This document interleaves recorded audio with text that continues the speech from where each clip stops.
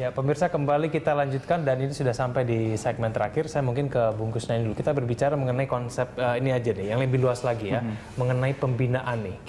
Kita berharap semoga U23 kita untuk tahun-tahun berikutnya ini bisa langsung menang gitu loh, pertandingan pertama bisa meyakinkan. Nah, ini pembinaan menurut Anda langkah bagaimana ini? Ini memang harus menjadi concern kita. Kita harus sadar bahwa pembinaan usia muda kita sekarang juga tidak lebih unggul dibanding banyak negara Asia Tenggara. Artinya kita harus lebih serius, harus lebih sungguh-sungguh menata pembinaan di level usia muda. Mungkin tidak cukup sekedar punya ISL U21, tidak cukup barangkali ya. Tapi juga harus ada keberanian, misalnya tim ISL senior itu harus memasukkan pemain-pemain mudanya ke dalam tim utama.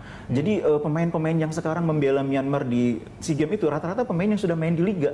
Ada di Ayeyawadi, ada di Yangon, mereka sudah menjadi pemain utama. Nah, pemain kita yang menjadi pemain utama di klub-klub ISL atau divisi utama kan masih hanya beberapa orang.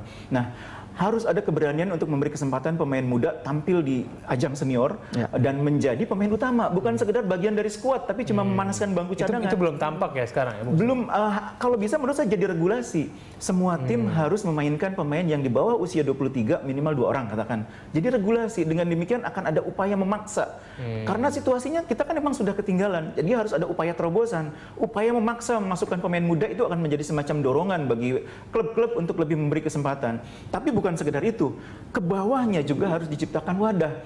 Sekarang ini saya pikir level pembinaan di bawah ini dari 21 ke bawah kompetisinya belum terlalu bagus. Kalaupun ada, levelnya masih di Jabotabek ya. Karena emang sudah ada Liga Pertamina ya di Jakarta usia 18, usia 16, tapi kan baru Jabodetabek. Bagaimana dengan di Papua? Bagaimana dengan di NTT, di ND? Bagaimana dengan di Palu sana? Jadi harus ada keberanian dari pemerintah untuk dukungan dari pemerintah, bukan hanya PSSI. Karena PSSI tidak punya cukup uang untuk melakukan ini. Makanya saya bilang PSSI dan pemerintah sebetulnya harus bergandengan tangan. Karena pemerintah yang punya uang, pemerintah yang bisa membantu. Dan dalam kondisi seperti itu, pembinaan usia muda sangat membutuhkan dukungan dana, tidak hanya dari pemerintah, bahkan dari swasta juga. Oke, Bung Ibran, Anda setuju tidak kalau selama ini tuh mungkin kita punya banyak pemain berbakat, tapi gara-gara pembinaan yang mungkin belum maksimal ya jadinya nggak sehebat sesuai dengan bakatnya. Itu kan betul, memang pemain baik kan dari kompetisi, pemain besar karena kompetisi. Jadi kalau tidak ada kompetisi tidak mungkin lahir pemain yang baik ya. Seperti katakan oleh Bung Kusnaini, memang kita harus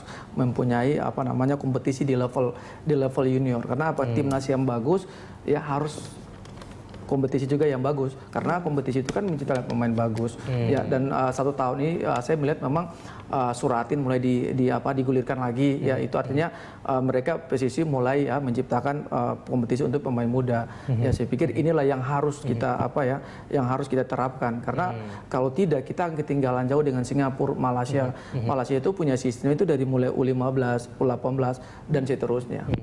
Kalau berkaca ke negara lain yang sepak bola mungkin lebih maju, memang pembinaan itu dilakukan dengan usia yang sangat dini, karena inilah bentuk investasi dari dunia olahraga ini sendiri dan tidak ada yang instan kemudian hasilnya ya. Dengan adanya pembinaan yang berjenjang, itu pemain juga akan berjenjang. Jadi kalau pemain yang sekarang menjadi pemain U23, itu sebelumnya main di timnas U15, U17, U19, itu tidak ujug-ujug ada di tim U23. Imran juga dari tim U16, U19 junior sebelum akhirnya jadi senior. Tidak ada yang instan dalam sepak bola, semua dibangun melalui proses, dan prosesnya itu memang melelahkan dan butuh kos besar. Sekarang ini kan juga sudah mulai banyak ya pelatihan dan sekolah-sekolah sepak bola. Apakah ini juga kemudian bisa membantu? Aset itu justru menurut saya aset. SSB-nya banyak, wadah kompetisinya mana?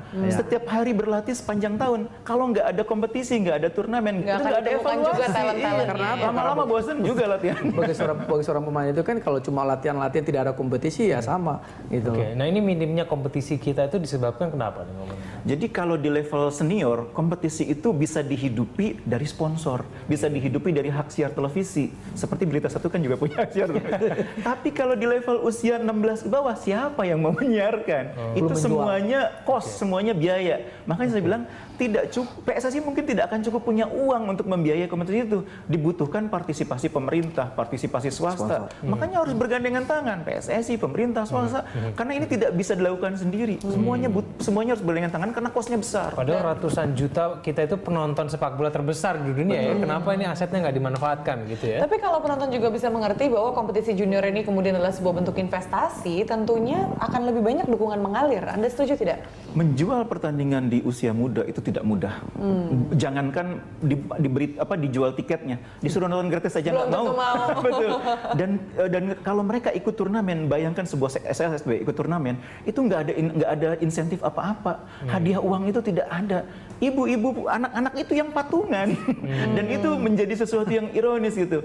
Jadi idealnya dalam struktur sepak bola yang sudah modern, klub-klub dari U23 ke bawah itu dikelola oleh klubnya. Jadi katakanlah Persib nih, punya tim senior, punya U23, U21, U19, sampai U12. Dan Persib yang mensubsidi tim-tim usia muda itu. Tapi kan sekarang masih berat. Jangankan untuk mensubsidi itu, untuk tim seniornya pun masih berat. Dan itu memang kalau kita melihat klub-klub yang sudah sukses di Eropa memang seperti itu. Ya, seperti itu. Juventus punya U12, U15, U17. Benar-benar dari sekolah dikeluarin dan diberikan yang dibutuhkan untuk bermain sepak bola full time. Mencontoh klub-klub besar seperti itu apakah berpulang lagi kepada dana atau sebetulnya sistem aja sih sebenarnya kalau menurut Anda bagaimana? Dua hal ya, itu ideal platform ya, yang suatu saat harus diikuti oleh klub kita. Jadi klub profesional ini punya tanggung jawab membina usia muda. Itu bukan segera tanggung jawab sosial loh, karena itu sebetulnya investasi. Daripada membeli pemain $30 juta seperti pemain-pemain yang sekarang dijual di Eropa, kalau dibina dari usia muda, mungkin ketika mereka dari U12 sampai usia 19, investasinya mungkin cuma $5 juta. Lebih murah. Itu bisnis, rasio bisnis. Tapi juga ada persoalan lain. Ini bukan soal pertanggungjawaban klub aja, tapi juga ini kan membawa nama negara, timnas U12, U15. Pada akhirnya kan di belakangnya ada nama Indonesia. Jadi peran pemerintah harus ada di situ. Pemerintah harus ikut invest. Dan fungsi pemerintah dalam hal ini saya pikir titik beratnya di pembinaan, bukan di sepak bola profesional. Karena profesional harus bisa menghidupi dirinya sendiri. Nah, kalau Bung Imran dulu bagaimana? Kompetisi hanya mengikuti jenjang itu aja atau ada kompetisi lain? Kalau kita dulu kan ada jenjang ya, ada Suratin, ada Popnas, ada Suratin, terus langsung kita ke senior ya. Karena kalau saat ini memang sangat sulit. SSB banyak, akademi banyak, tapi kompetisi sangat jarang. Itu yang harus dipikirkan oleh pemerintah maupun PSSI. Padahal meskipun kemarin dikit, tapi Bung Imran bisa aja ya tembus sampai level nasional gitu ya? Karena dulu kita memang mempunyai program sekolah di luar ya. Dulu kan kita sempat ngelatih di Itali beberapa tahun kan. Jadi kita mempunyai modal itu, ikut kompetisi, tidak hanya latihan tapi kita mengikut kompetisi di salah satu di Itali. Apa yang berbeda dengan sistemnya sekarang ketika itu tidak terlalu lazim lagi dilakukan? Iya, kalau seperti yang Anda dapatkan. Iya, kalau dulu kan memang kita memang main bola tuh betul-betul kita dari hati ya, mempunyai kemampuan ya. Ketika datang ke lapangan ya kita main bola. Tapi di saat ini saya melihat memang mereka hobi tapi mempunyai semangat untuk menjadi pemain nasional. Dan salah satu membuat kita berkembang itu dari kompetisi. Oke, baik. Ini banyak juga yang menyarankan supaya kita itu meniru bahkan mengirimkan pemain-pemain kita itu ke luar negeri. Nah, menurut Anda, dan mungkin juga bungkusnya juga mungkin menambahkan, apakah memang jaminan juga ini kalau kita ngirim pemain kita ke sana berlatih dengan klub asing begitu, bisa kemudian kembali jadi lebih jago gitu? Akan ada peningkatan kualitas. Kalau saya tidak juga ya, seharusnya mereka harus datang, mereka harus ngasih kepelatihan buat pelatih kita bagaimana mengajar pelatih agar supaya mereka bisa melatih dengan baik. Tapi kalau kita ngirim tim keluar itu memang ada manfaat juga, tapi menurut saya tidak efektif. Paling 2-3 pemain yang berhasil. Keseluruhan saya pikir tidak. Mendatangkan pelatih dari luar ke dalam, apakah ini sesuatu yang lazim dilakukan dalam sepak bola? Ini harus simultan ya, harus simultan. Mendatangkan pelatih itu penting supaya ada transfer teknologi buat pelatih lokal. Tapi mengirim tim mungkin tidak tepat ya, kosnya besar. Kita sudah melihat contohnya tim Primavera, tim Garuda.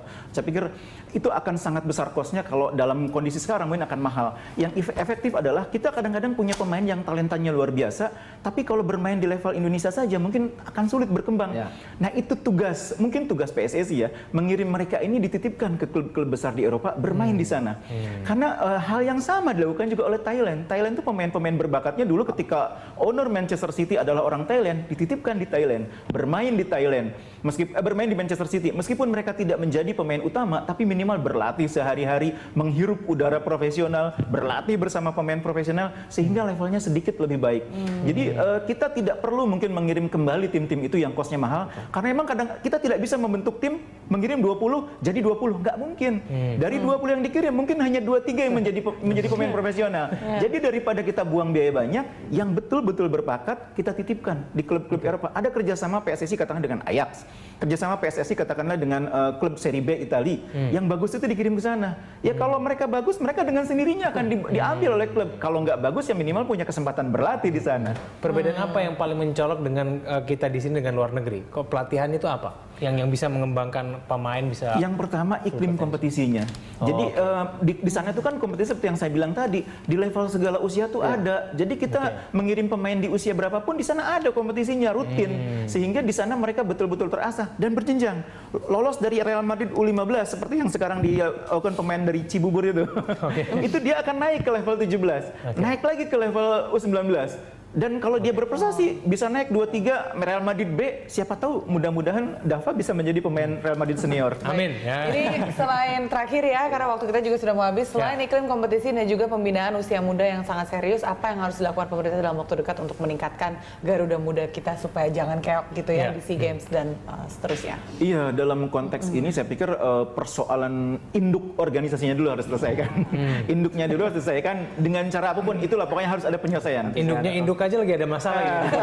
Apalagi kalau induknya sudah bisa diselesaikan, maka grand design untuk perubahan itu bisa dilakukan. Tapi kalau induknya belum selesai, kan grand design apapun tidak akan bisa berjalan. Baik, gimana Bung Gepar? Iya, sama seperti kata Bung Kusnadi, kedua kubu ini harus duduk bersama, mereka harus ngobrol cari solusinya supaya kedepannya akan lebih baik lagi. Apalagi kan masih ada nih kita nih besok melawan Kamboja. Mungkin dengan adanya seperti itu, anak-anak termotivasi untuk bisa memenangkan pertandingan di laga sisa nanti.